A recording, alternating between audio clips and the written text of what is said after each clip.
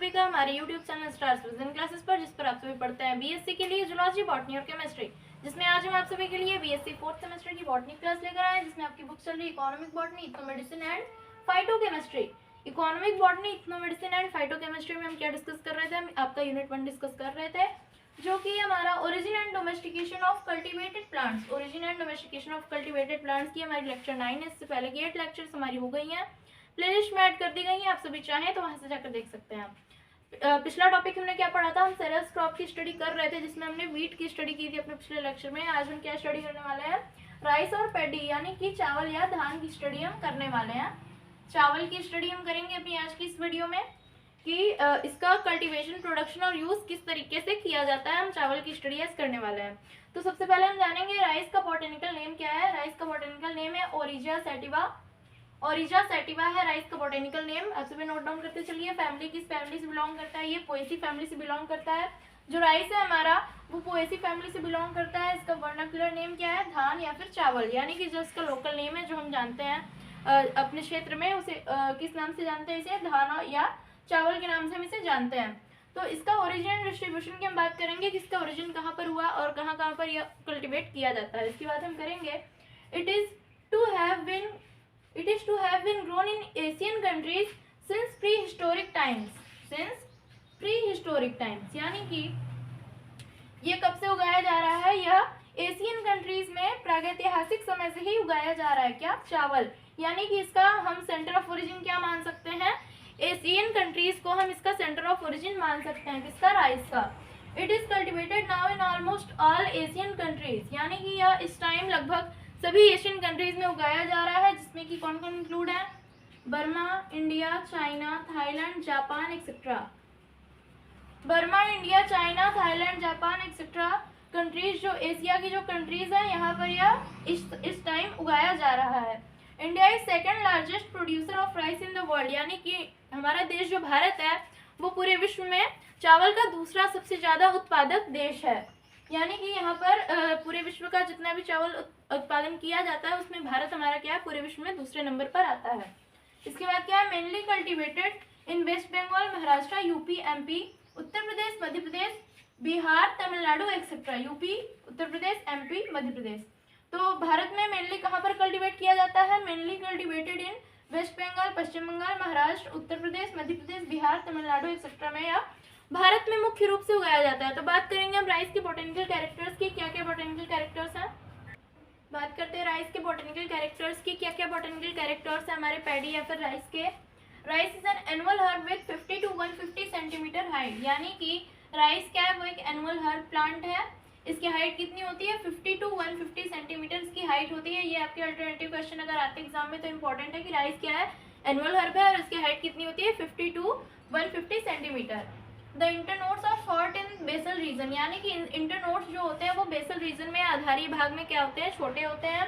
Internodes are short in basal region but upwards they are long and hollow, यानी कि ऊपर जाकर वो कैसे हो जाते हैं? लंबे हो जाते हैं और खोखले हो जाते हैं। ऊपर जाकर वो लॉन्ग एंड हॉलो हो जाते हैं। Leaves are borne alternately, leaves जो होते हैं वो अल्टरनेटली ग्रो करते हैं। अल्टरनेटली लीव्स अल्टरनेट होते हैं।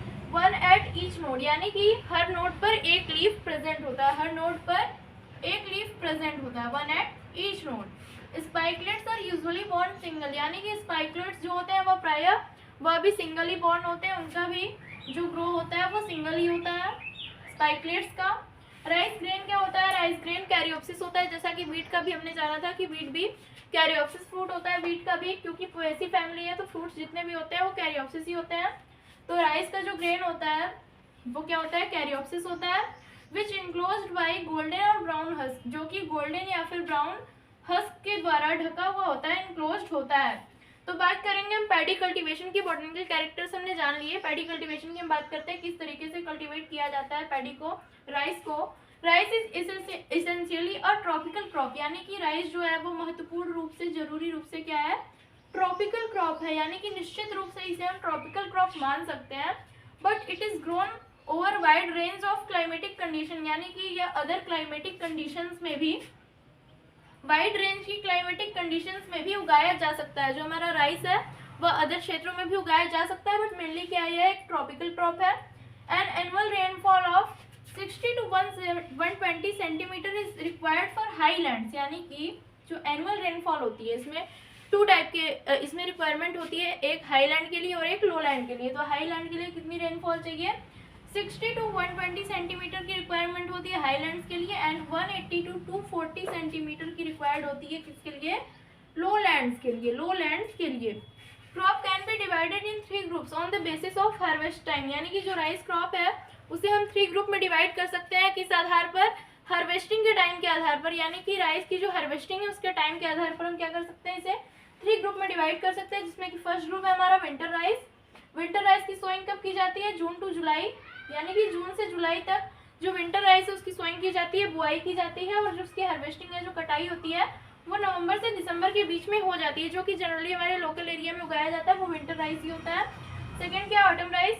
ऑटम राइस क्या होता है, इसकी सोइंग कब की जाती है, मई टू जून, यानी कि मई से जून में इसकी बुआई की जाती है, और इसकी कटाई कब की जाती है, सितंबर से अक्टूबर के बीच में इसकी कटाई कर ली जाती है, जो ऑटम राइस है हमारा। एंड थर्ड क्या है, स्प्रिंग राइस। स्प्रिंग राइस की बुआई हम दिसंबर से जनवरी के बीच में करते हैं, और उसकी जो हार्वेस्टिंग होती है वो मार्च से अप्रैल के बीच में हो जाती है। तो ये हो गए हमारे राइस के बॉटनिकल कैरेक्टर्स एंड उसके कल्टीवेशन। बात करेंगे हम उसके यूजेस की, लास्ट टॉपिक है हमारा।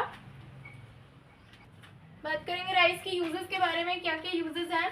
It is a staple food crop over 1/3 of world population, यानी कि यह एक उपयोगी भोजन है किसके लिए, 1/3 ऑफ वर्ल्ड पॉपुलेशन, यानी कि वर्ल्ड की जो पॉपुलेशन है उसके 1/3 भाग के लिए जो राइस है वह एक स्टेपल फूड है, स्टेपल फूड क्रॉप है राइस। किसके लिए, विश्व की जो पॉपुलेशन है, वर्ल्ड पॉपुलेशन जो है पूरी, उसके 1/3 भाग के लिए यह एक उपयोगी भोजन है। सेकंड क्या है, it is a starch rich food, यानी कि राइस में जो स्टार्च की परसेंटेज होती है वो बहुत ही अधिक मात्रा में होती है, इसलिए हम इसे स्टार्च रिच फूड भी कह सकते हैं, जो कि इसका यूज है कि इसमें बहुत ही अधिक मात्रा में स्टार्च पाया जाता है, तो इसका यूज हम स्टार्च के लिए कर सकते हैं। It is use for fermented preparation in south India like idli and dosa, यानी कि इसका यूज हम क्या किस लिए करते हैं, फर्मेंटेड प्रिपरेशन के लिए करते हैं, कहाँ पर, साउथ इंडिया में, जैसे कि इडली या फिर डोसा। तो साउथ इंडिया के साथ साथ अब हमारे क्षेत्रों में भी इसे फर्मेंटेड प्रिपरेशन के लिए यूज किया जाता है। नेक्स्ट क्या है, also use for making alcoholic beverages, यानी कि इसका यूज एल्कोहलिक बेवरेजेस को बनाने में भी किया जाता है, किसका, राइस का। नेक्स्ट क्या है, paddy straw is used as a fodder, यानी कि पैडी का जो स्ट्रॉ होता है, भूसा जो होता है इसका, धान का, उसका यूज हम किस तरीके से करते हैं, फॉडर के रूप में करते हैं, यानी कि जो हमारे कैटल्स होते हैं उनके भोजन के लिए हम पैडी स्ट्रॉ का यूज करते हैं।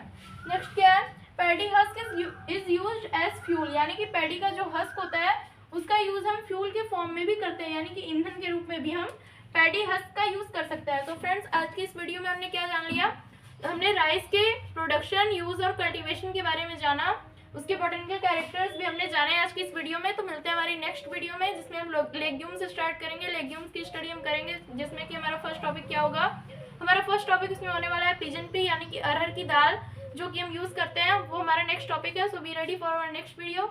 हमारी आज की वीडियो को लाइक और शेयर करें, चैनल को सब्सक्राइब कर दें। थैंक्स।